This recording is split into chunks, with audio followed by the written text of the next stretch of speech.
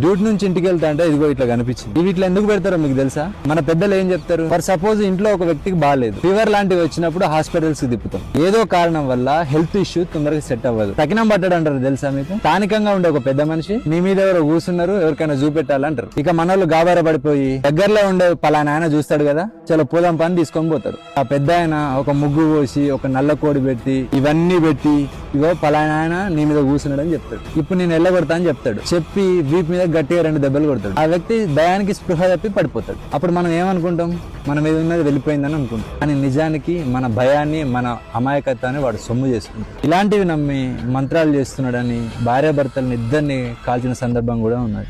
వీటిని ముట్టుకుంటే నిజంగా ఏమన్నా అవుతుందా?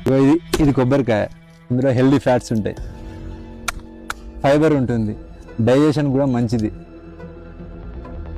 హెయిర్ కూడా చాలా మంచిది. ఇది నిమ్మకాయ, ఇందులో విటమిన్ సి ఉంటుంది. అసలే ఎండలు ఎక్కువ కొడుతున్నాయి, కనబడితే నిమ్మరసం చేసుకుని తాగండి. ఇందులో యాంటీ ఆక్సిడెంట్స్ ఉంటాయి, మెటబాలిజం పెంచుతుంది, ఫ్యాట్ తగ్గడానికి కూడా ఉపయోగపడుతుంది. ఇలాంటి పదార్థాలను రోడ్డు మీద పడేయడం మన అజ్ఞానం మాత్రం. భయం, అజ్ఞానం మనల్ని బానిసలుగా మార్చేస్తుంది. దురదృష్టం ఏంటంటే మన నిర్ణయాలు మనం తీసుకుంటలేము, మన భయాలు తీసుకుంటున్నాయి. మూఢనమ్మకం మనిషిని బలహీనుడిగా చేస్తుంది, విజ్ఞానం మనిషిని శక్తివంతునిగా చేస్తుంది. ఆలోచించండి, నిజాన్ని మాత్రమే నమ్మండి, మూఢనమ్మకాలను కాదు. Thank you.